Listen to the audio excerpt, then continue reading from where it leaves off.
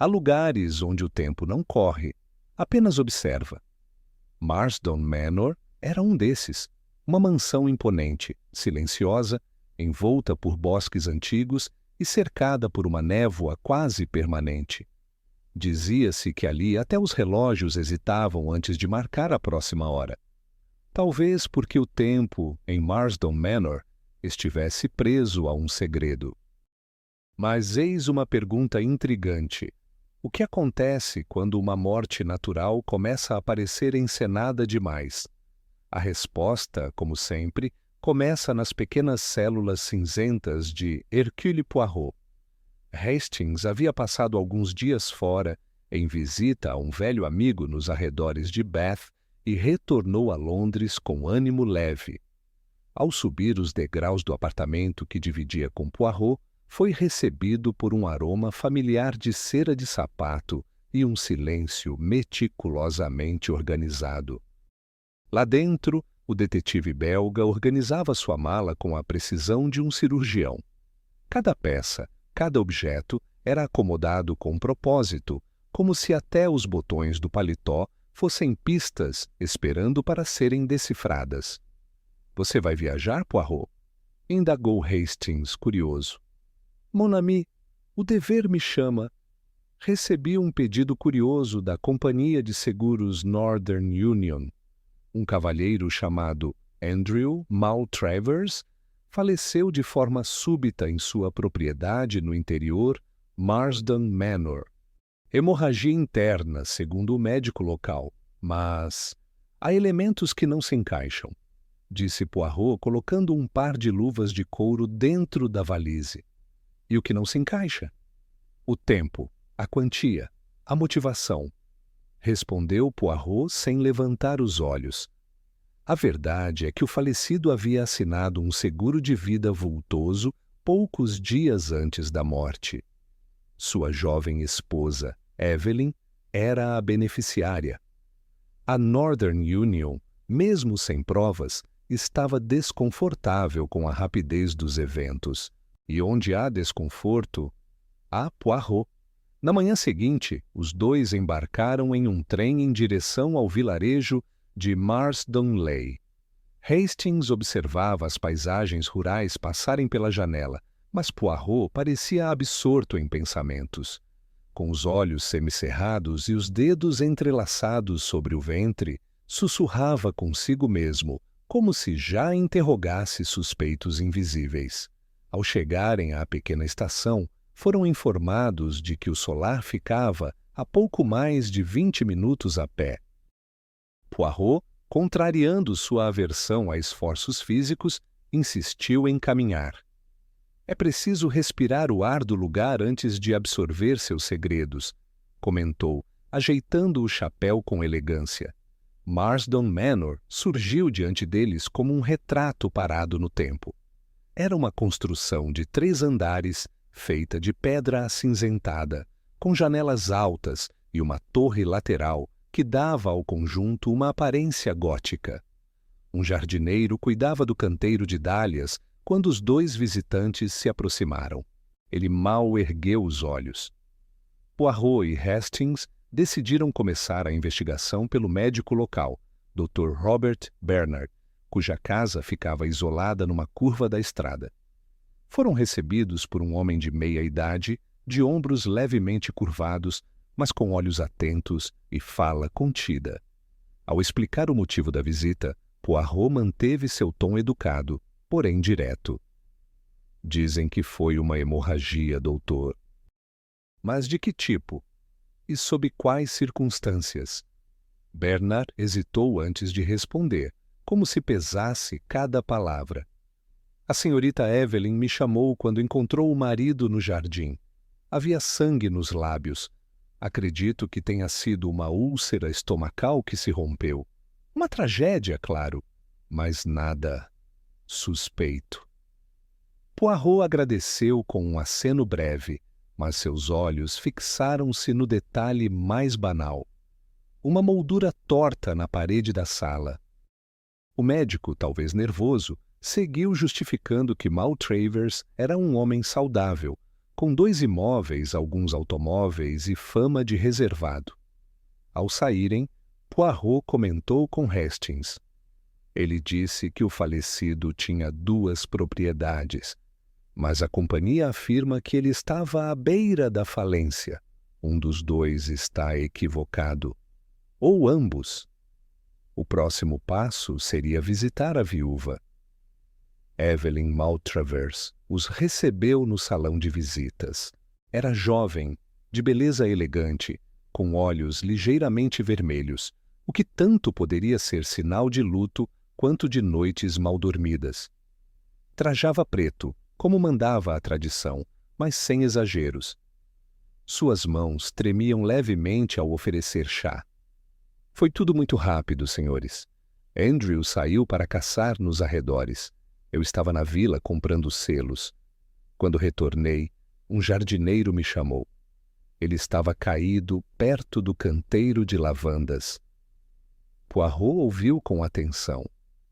Pediu para ver a arma do marido. Evelyn o conduziu até um gabinete pequeno.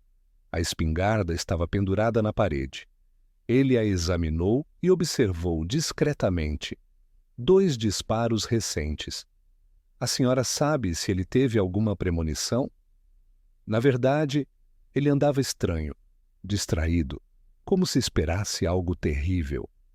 Uma noite, mencionou que não queria me deixar sem nada. Essa frase ficou suspensa no ar como poeira sob luz de fim de tarde. Poirot assentiu. Não contestou. Mas anotou mentalmente. No caminho de volta ao vilarejo, os 2 caminharam em silêncio. Ao passarem pelos fundos da mansão, notaram um homem alto e bronzeado entrando pelos jardins laterais. Usava um paletó de linho claro e tinha um andar firme. Evelyn, ao vê-lo da janela, empalideceu. — Quem é ele? Perguntou Poirot a um dos criados do jardim. — É o capitão Leonard Black, amigo da família. Estava hospedado aqui semana passada. A atmosfera, que já era densa, agora ganhava contornos de outra natureza. Com esse novo personagem, Poirot percebia que o caso não era apenas uma questão de pólvora e heranças. Havia algo mais, algo entre pessoas, emoções, mentiras ditas com lágrimas verdadeiras. Ao final da tarde, Poirot murmurou ao amigo. O mais difícil em uma boa farsa é convencer até quem já está convencido. Hastings, este caso cheira a teatro. E assim, entre o som distante dos sinos da vila e a sombra das árvores centenárias de Marsden Manor, Hercule Poirot mergulhava em mais um mistério. Um que não envolvia apenas morte, mas desejo, artifício e uma encenação mortal prestes a ser desmascarada. Em algumas casas antigas, o tempo não passa. Ele assiste. Observa em silêncio, espreitando por detrás das janelas empoeiradas, memorizando passos, sussurros e segredos. Marsden Manor era uma dessas casas. Isolada entre bosques retorcidos e cercada por brumas que nunca se dissipavam por completo, ela não apenas guardava lembranças, parecia sussurrá-las aos que ousavam cruzar seus portões. Mas eis uma questão intrigante. É possível que uma morte natural pareça verdadeira demais? A resposta, surpreendentemente, é sim. E quando a perfeição se apresenta com tanta precisão, é porque algo foi meticulosamente planejado. Foi numa manhã nublada que Arthur Hastings retornou a Londres, depois de uma breve ausência. Ao subir os degraus do apartamento, encontrou Hercule Poirot finalizando os detalhes de uma pequena mala de couro. As roupas estavam dobradas de maneira simétrica e os sapatos perfeitamente alinhados, como se cada item obedecesse a uma coreografia invisível. — Bon retour, mon ami! Saudou Poirot sem olhar para trás. — Espero que tenha descansado bem. Vamos viajar. — Viajar? Para onde? A trabalho? Como sempre, uma morte ocorreu em Marsden Manor. Andrew Maltravers, um senhor de meia-idade, aparentemente saudável, caiu morto em seu jardim. A causa? Uma hemorragia interna. Mas os olhos da companhia de seguros Northern Union não veem apenas o certificado de óbito. Veem também a assinatura recente de um seguro de vida generoso, com uma beneficiária muito jovem e muito bonita. Hastings ergueu as sobrancelhas. Você acha que ele foi assassinado? Eu não acho nada ainda, mas a senhora Maltravers herdou uma quantia considerável. E os números não mentem, mesmo quando as pessoas o fazem. O trem que os levou até o interior cortava paisagens bucólicas de verde intenso e névoas baixas. A cada curva, os campos pareciam mais desabitados. Quando desembarcaram na pequena estação de Marsden Leigh, foram recebidos apenas pelo som distante de galhos balançando ao vento. Poirot recusou a oferta de uma charrete e optou por ir a pé até a propriedade. As pegadas de um crime, Hastings, nem sempre estão na cena. Estão no ar, no chão, nas conversas do vilarejo. Estão no comportamento dos vivos, não nos corpos dos mortos. Marsden Manor surgiu como um monólito de pedra escura. A mansão, envolta por eras e sombra, parecia suspensa no tempo. Nem Hastings conseguiu esconder o arrepio que percorreu sua espinha ao ver a torre lateral de janelas estreitas, como olhos fechados que ainda espreitavam. Começaram pela visita ao médico local, Dr. Bernard, um homem de rosto severo, olhos fatigados e mãos que tremiam levemente. Sua casa era modesta, com livros empilhados sem ordem e o cheiro forte de éter e papel antigo. Sim, eu fui chamado quando o corpo foi encontrado, disse Bernard, cruzando os braços. Estava deitado perto do canteiro de lavandas, sangue nos lábios, sem sinais de violência externa. Diagnostiquei uma ruptura de úlcera gástrica, um caso lamentável, mas natural. Poirot inclinou-se ligeiramente. Monsieur, diga-me, ele era um homem saudável? Fisicamente, sim, mas há quem diga que andava preocupado, inquieto e muito, muito reservado. E quanto às finanças? O médico hesitou. Não é minha especialidade, Sr. Poirot. Mas nunca ouvi falar de dificuldades. Tinha 2 casas, carros, empregados, uma vida confortável, pelo que soube. Ao sair, Poirot comentou. Curioso, não? Um homem falido que esconde sua falência até do próprio médico. E um médico que evita mencionar que o paciente não acreditava em medicina tradicional. A viúva será esclarecedora.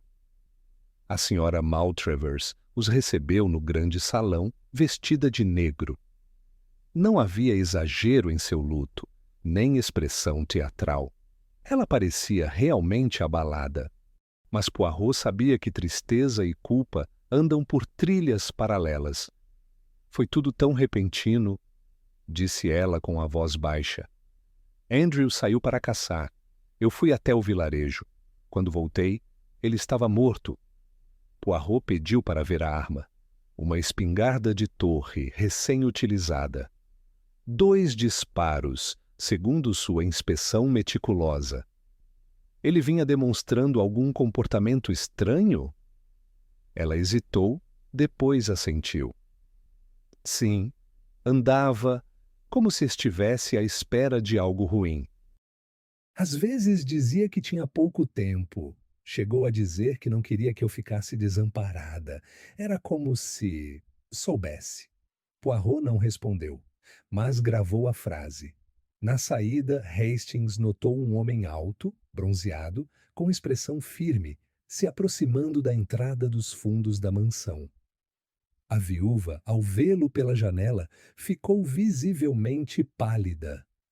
Quem é ele? Sussurrou Hastings. Esse Hastings, murmurou Poirot. É o elemento que faltava, um fantasma com olhos vivos. Descobriram que o visitante era o capitão Leonard Black, ex-hóspede da casa, que havia partido recentemente e retornado por motivos pessoais. A viúva tentou sorrir ao recebê-lo, mas não disfarçou o tremor nas mãos. Enquanto os dois conversavam, Poirot fingiu ter esquecido seu bastão na sala. Voltou, silencioso como um fantasma de carne e lógica. Observou. O tom entre eles era íntimo, mas tenso. Como um laço puxado demais, prestes a arrebentar. De volta ao vilarejo, Poirot caminhava com as mãos atrás das costas. O céu estava mais cinza do que antes. Hastings, disse ele com calma, há mentiras que gritam e verdades que cochicham. Precisamos saber qual delas habita Marsden Manor. O caso estava apenas começando. Mas algo em Poirot indicava que ele já havia ouvido o suficiente, não para concluir, mas para duvidar. E na mente do detetive belga, a dúvida era o primeiro passo para a revelação. O silêncio em Marsden Manor era enganoso. O que parecia luto era, para Poirot, um teatro cuidadosamente coreografado. A mansão, em sua quietude aristocrática, disfarçava bem o peso das mentiras que abrigava. Naquela manhã cinzenta, o detetive belga decidiu revisar tudo o que havia colhido até ali. Palavras ditas, gestos não percebidos e, principalmente, o que havia sido cuidadosamente evitado. A senhora Evelyn Maltravers, embora aparentasse fragilidade, demonstrava ter um controle surpreendente sobre sua imagem. As mãos trêmulas, o olhar caído, a voz embargada, tudo parecia adequado para uma viúva recente. Mas Poirot não acreditava em coincidências tão convenientes. O que realmente o intrigava era a precisão do sofrimento que ela exibia. Nem de mais, nem de menos. Ele decidiu revisitar a questão do seguro. O Sr. Andrew Maltravers havia assinado a apólice exatamente 10 dias antes de sua morte. O documento fora validado no escritório da Northern Union, em Londres, no dia 25 de maio daquele mesmo ano, e a causa da morte, registrada como natural, fora aceita sem autópsia. Era uma sequência perfeita demais.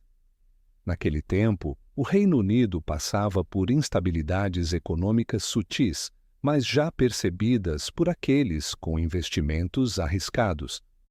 Foi por isso que, segundo fontes da companhia, Andrew vinha enfrentando dificuldades financeiras. Suas propriedades estavam hipotecadas e os automóveis mencionados como símbolo de riqueza pelo médico eram financiados.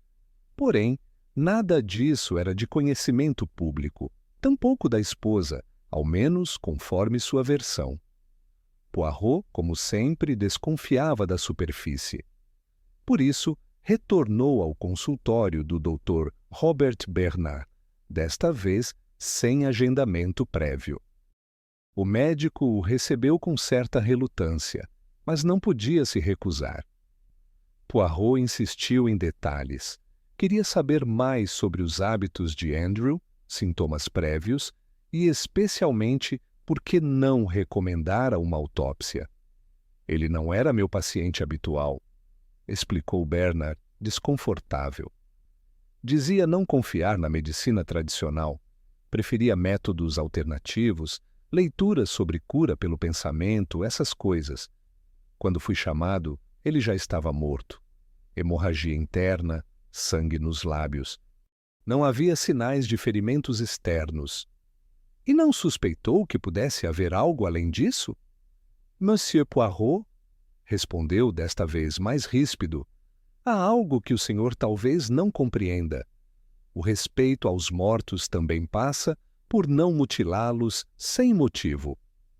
Poirot não discutiu. A cortina de dignidade que o médico usava para esconder sua negligência o interessava menos do que os próprios detalhes clínicos. Se Andrew morrera por hemorragia interna, a causa deveria ser uma úlcera ou algo similar. Mas então, por que uma espingarda disparada estava envolvida? Hastings, ao seu lado, levantou o ponto. Por que alguém com uma saúde fragilizada, segundo a esposa, sairia sozinho para caçar com uma espingarda de torre? Ainda mais curioso. Por que ele teria disparado 2 tiros quando nenhum ferimento externo fora relatado? A resposta não viria do corpo. Ele fora enterrado há poucos dias. Restava, então, mergulhar na cena. Poirot solicitou acesso ao canteiro de lavandas onde o corpo havia sido encontrado. O local permanecia intocado, exceto pela grama rebaixada onde, supostamente, Andrew caíra. Ele observou o solo. Um ponto lhe chamou a atenção, uma leve diferença na textura da terra, como se alguém tivesse pressionado o chão com um dos joelhos. Ao lado, uma pequena folha de papelão, aparentemente descartada, exibia uma impressão circular, o tipo de marca que um cartucho deixaria após ser descartado com pressa. Poirot olhou ao redor. As árvores bloqueavam parcialmente a visão da casa, mas um dos janelões laterais tinha vista direta para o jardim. Se alguém quisesse criar uma cena de morte plausível, teria naquele lugar o palco perfeito. Foi ao retornar ao interior da mansão que algo o perturbou ainda mais. No lavabo anexo ao salão principal, encontrou uma toalha de linho dobrada com perfeição. Sobre ela, um leve vestígio de pó escuro, pólvora seca. Era improvável que Evelyn houvesse usado o local com frequência, já que seu quarto ficava no andar de cima. Poirot aproximou-se de Hastings e, sem levantar suspeitas, apontou o detalhe. Você sabe o que me fascina, mon ami?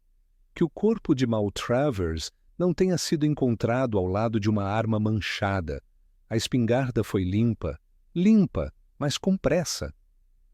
Enquanto refletiam, a figura do capitão Leonard Black surgia como outra peça curiosa do quebra-cabeça. A visita repentina do oficial, justamente na semana do falecimento, coincidindo com uma herança recebida por ele em outra cidade, fazia de sua presença um ponto de desequilíbrio. Naquela tarde, Poirot o abordou no hotel em que se hospedava. Fingindo interesse em uma conversa casual, conduziu o capitão a um diálogo sobre seu jantar recente em Marsden Manor. Durante a conversa, Black mencionou, sem intenção, que naquela noite contara uma história a Andrew sobre um homem que havia tirado a própria vida com uma espingarda de torre, sem deixar marcas evidentes. Esse detalhe acendeu um alerta em Poirot. Não era apenas uma coincidência literária, era um roteiro. Evelyn, ao escutar essa história durante o jantar, teria se apropriado da narrativa. Conhecendo a tendência do marido ao pessimismo e à hipocondria, sabia que ele poderia ser convencido de que algo ruim estava por vir. E, no momento oportuno, transformaria essa ideia em um plano. O detetive belga voltou ao solar. Conversou novamente com Evelyn. A cada nova pergunta, ela respondia com pausas calculadas. Mas ao ser confrontada com a informação de que Andrew nunca acreditara em doenças, mas sim na mente como agente curador, ela hesitou. Mas ele dizia que tinha pressentimentos, que talvez algo interno o estivesse matando lentamente.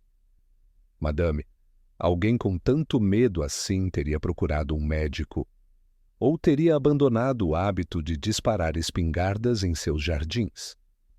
A tensão se instalou no ar. Evelyn desviou o olhar. Poirot não prosseguiu o interrogatório naquele momento. Ele sabia que, para expor a verdade, era preciso mais do que confrontos diretos. era necessário que a própria realidade se revelasse, e para isso, a aparência deveria ser quebrada com precisão.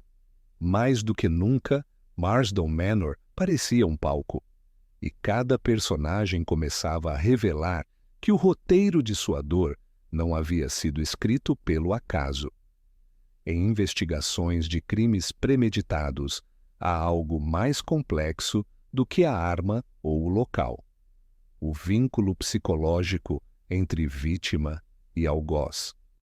Hercule Poirot compreendia isso melhor do que qualquer outro detetive de sua época. Para ele, o verdadeiro assassinato não começava no momento do disparo, mas muito antes, nas conversas sutis, nas omissões bem calculadas e nas decisões que pareciam casuais, mas não eram. A morte de Andrew Maltravers ganhava contornos mais obscuros a cada novo detalhe.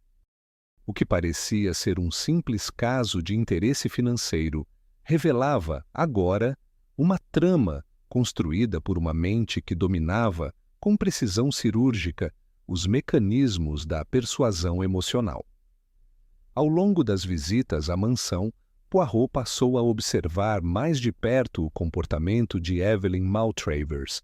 Não apenas suas palavras, mas principalmente suas pausas, suas expressões involuntárias e a forma como respondia às situações inesperadas.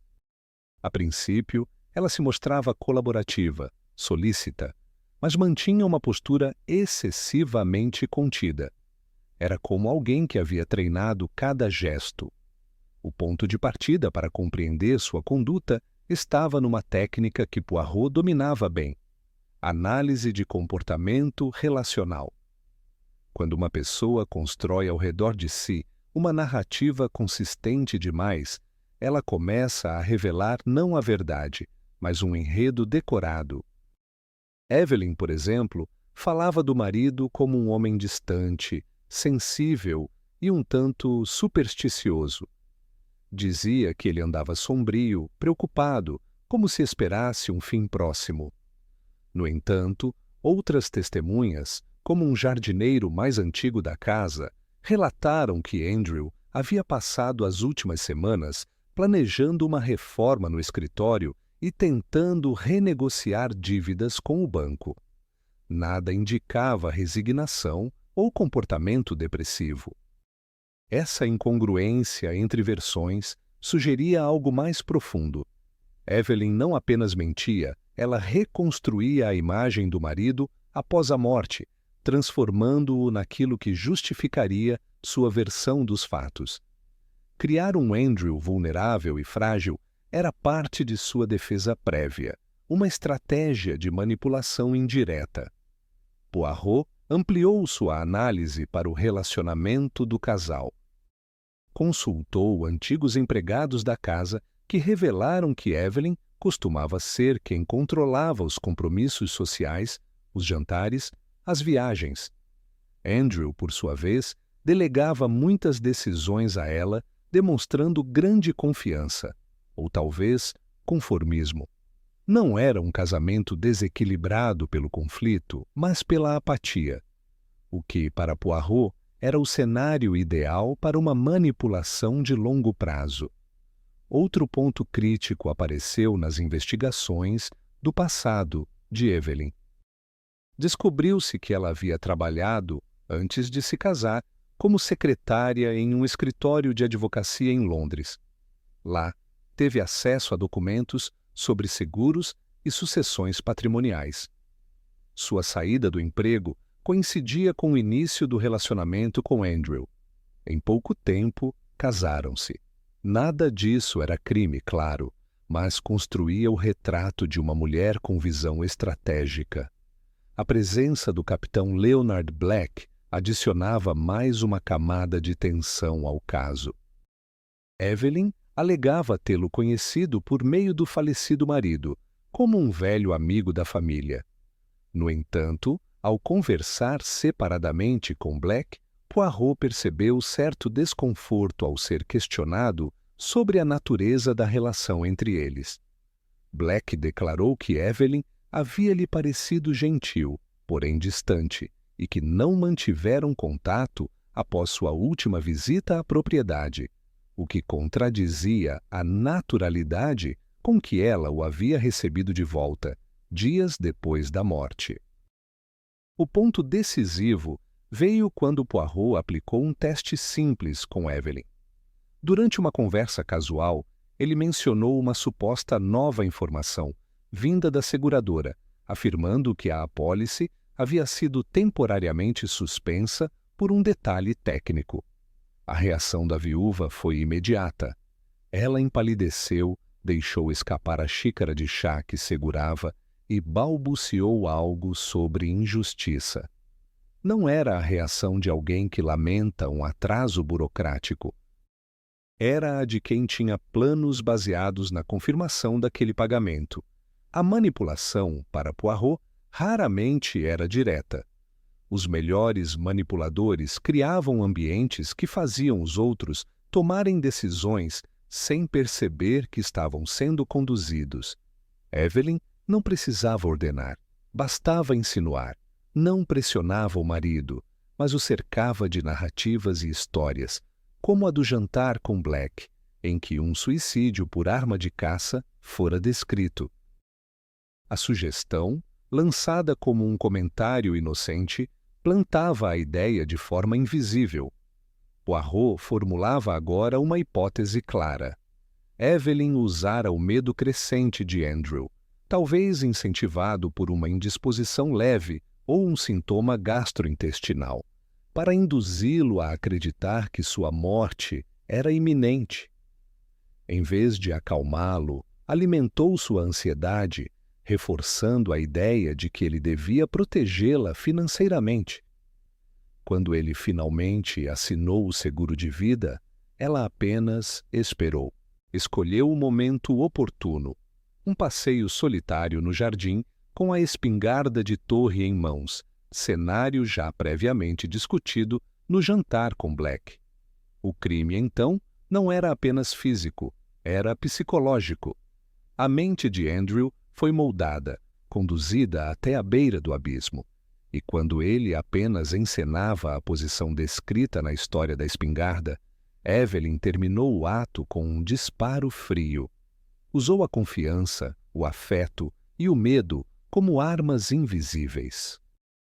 Depois limpou a cena, ajustou a aparência do corpo e entregou uma versão crível à comunidade. A sofisticação do plano estava justamente no equilíbrio entre o que era mostrado e o que era ocultado. A manipulação emocional estava tão entranhada que a própria vítima, em vida, jamais teria imaginado que era parte de uma armadilha. E para todos os outros, após sua morte, Evelyn parecia apenas a esposa enlutada, comportada, triste, silenciosa. Mas Poirot via além. Para ele, as maiores mentiras não eram aquelas gritadas aos quatro ventos, mas as que se escondiam nos gestos contidos. A manipulação não deixava impressões digitais, mas deixava lacunas, e era por essas lacunas que a verdade começava a emergir. Em muitos casos, a verdade se esconde por trás de versões cuidadosamente elaboradas. Em outros, ela resiste ao confronto direto. Mas em Marsden Manor, Hercule Poirot sabia que apenas uma intervenção dramática poderia expor o que restava oculto. Não era mais uma questão de lógica pura, mas de construir uma experiência capaz de desestabilizar quem vivia presa à própria mentira. Era preciso encenar a verdade. A convicção de que Evelyn Maltravers havia assassinado o marido crescia a cada passo. As contradições, a manipulação emocional, os indícios físicos. Ainda assim, tudo permanecia envolto por uma névoa de incerteza que impedia uma acusação direta. Faltava o elemento que a fizesse confessar, não por pressão externa, mas por colapso interno. E era exatamente isso que Poirot começava a planejar. Desde seus tempos em Bruxelas, Poirot cultivava contatos discretos no mundo do teatro, entre eles um velho conhecido, Charles Everett, ator de formação clássica, mestre em mímica e caracterização. Com décadas de experiência em peças de palco, Charles havia recentemente se aposentado das luzes para viver discretamente como professor de expressão corporal. Poirot o contatou com urgência. A missão era incomum: interpretar um morto. Mais precisamente, simular o fantasma de Andrew Maltravers. Enquanto Charles se preparava para o papel de sua vida, Poirot articulava os detalhes logísticos com o inspetor Harold Jepp, da Scotland Yard, que concordou em fornecer apoio externo, de forma discreta. Era importante que Evelyn não percebesse nada fora do comum antes do momento planejado. A tensão precisava surgir espontaneamente. Na noite marcada, Poirot e Hastings foram convidados a jantar novamente na mansão. Evelyn, embora mais tensa, manteve a postura habitual. O luto ainda estava presente, visível nos trajes e na linguagem corporal. Mas havia algo mais, uma inquietação constante, como se ela soubesse que algo estava prestes a desmoronar. O jantar foi servido pontualmente às 7 horas. Os pratos eram simples, mas bem preparados. Evelyn conversava pouco, desviava o olhar e mantinha os ombros encolhidos, como quem teme uma acusação, mesmo que ainda não dita. Foi então que, ao final da sobremesa, uma batida repentina na vidraça lateral interrompeu o silêncio. Evelyn empalideceu. — Você ouviu isso? Perguntou a Hastings, que fingiu surpresa. — Provavelmente o vento. Essas árvores são antigas. Mas Poirot sabia. Não era o vento. Era o primeiro sinal. Minutos depois, uma das portas internas se abriu sozinha. Evelyn se encolheu na poltrona, o rosto agora transfigurado pelo medo. Ela murmurava que o marido costumava bater 3 vezes na janela quando retornava da cidade. Exatamente como havia acontecido. — Calma, madame. Poirot disse com calma. Talvez o passado esteja apenas visitando o presente. Mais uma vez, a mesma porta se escancarou. Evelyn gritou. A luz do salão oscilou, depois apagou-se completamente. No breu total, o som de passos surgiu do corredor, lentos, arrastados. E então, como se emergisse das sombras da própria casa, uma figura translúcida apareceu.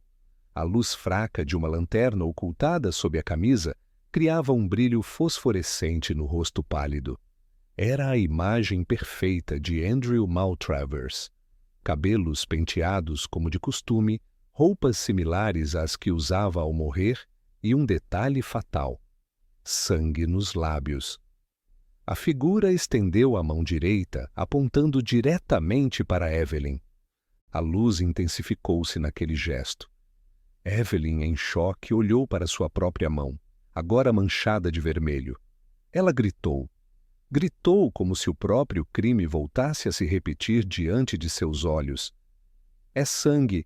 Ele voltou! Eu não queria! Foi só um momento. Mas eu apertei o gatilho. Eu disparei! Eu fiz isso! Com essa confissão, o teatro estava completo. As luzes se acenderam de imediato.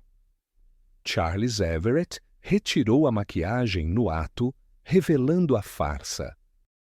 O inspetor Jepp entrou pela lateral, acompanhado por 2 policiais. Evelyn desmoronou no chão, chorando. Hastings, ainda atônito, olhava para Poirot, que apenas ajeitou o bigode e cruzou os braços, como quem fecha um ato. Às vezes, Hastings, é preciso espelhar o medo que vive dentro da mente para libertar a verdade que vive presa na garganta. Poirot explicou o funcionamento do plano. A tinta vermelha fora aplicada com sutileza, quando ele apertou a mão de Evelyn durante o jantar.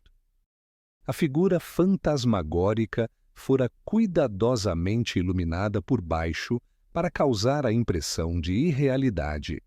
O cenário da mansão ajudava, tetos altos, corredores escuros e o peso psicológico do ambiente.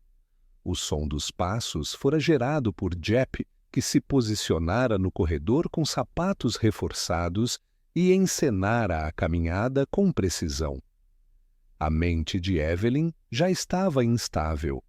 O medo, cultivado por culpa e tensão, foi apenas o palco ideal para a verdade emergir. Ela não confessou por pressão legal nem por inconsistência lógica. Confessou porque a ilusão criada por Poirot a colocou diante da única coisa que ela não podia manipular, sua própria consciência. Hastings, ainda impressionado, comentou: "Mas isso foi um espetáculo, Poirot." "Exatamente, mon ami. A justiça, quando não encontra portas abertas, precisa criar janelas." A encenação se transformou naquele instante numa ferramenta precisa de investigação. Não se tratava apenas de assustar alguém, era uma aplicação refinada de psicologia e arte dramática para romper a barreira emocional da suspeita. Evelyn, até então protegida por uma fachada impenetrável, finalmente mostrara seu interior desmoronado. E, mais importante, sua confissão fora espontânea. Diante de testemunhas, diante de sua própria culpa. Enquanto a viúva era levada, Poirot contemplava a sala. O local havia deixado de ser apenas uma casa nobre no interior. Transformara-se em um palco onde, sob o comando da razão, o medo fora o ator principal e a verdade o desfecho inevitável. O caso de Marsden Manor chegava ao fim. Mas, como acontece com todo grande mistério, as respostas não encerravam a história, apenas a reorganizavam. Hercule Poirot, sentado ao lado de Arthur Hastings na estação de Marsden Leigh, observava o trem se aproximar com a precisão de sempre. Os trilhos vibravam, o vento levantava folhas secas da plataforma e o tempo, por um instante, parecia mover-se apenas para os que sabiam esperar. "Foi um crime elaborado", comentou Hastings, olhando para o horizonte como quem ainda procurava sentido em meio aos escombros morais que o caso deixara. Poirot assentiu, mas não respondeu de imediato. Seu olhar permanecia fixo em um ponto invisível, como se ainda houvesse algo não dito pairando no ar. A verdade fora revelada. Evelyn Maltravers confessara diante de testemunhas que puxara o gatilho. O teatro montado por Poirot, com luzes, sons e uma figura fantasmagórica, não apenas expôs sua culpa, mas a fez confrontar a própria consciência. No entanto, a lição mais profunda daquele caso não estava na técnica empregada. Estava na natureza humana. A manipulação que Evelyn exercera sobre o marido era mais do que estratégica. Era emocional, íntima, silenciosa. Não havia gritos nem coerção. Apenas a construção gradual de uma realidade que servia aos seus interesses. E Andrew, perdido entre a sugestão do medo e a ilusão do afeto, tornou-se o personagem involuntário de um roteiro que nunca escrevera, mas do qual era protagonista. Essa dinâmica era mais comum do que se imaginava. Quantos, em silêncio, vivem sob a influência sutil de vontades alheias? Quantos decidem, agem ou desistem de algo por palavras que não são ordens, mas sugestões repetidas com doçura? Evelyn usou a confiança como lâmina e a proximidade como disfarce. Não matou por impulso, matou com cálculo. O caso expôs uma questão perturbadora. O quanto conhecemos realmente as intenções daqueles que nos cercam? A máscara social, O papel desempenhado em cada ambiente, esposa, viúva, amiga, vítima, tudo pode ser apenas uma camada. E, como Poirot bem demonstrou, essas camadas só caem quando a realidade é confrontada com algo ainda mais convincente, o reflexo do que se tenta esconder. Durante o interrogatório final, já sob custódia da polícia, Evelyn tentava manter a compostura.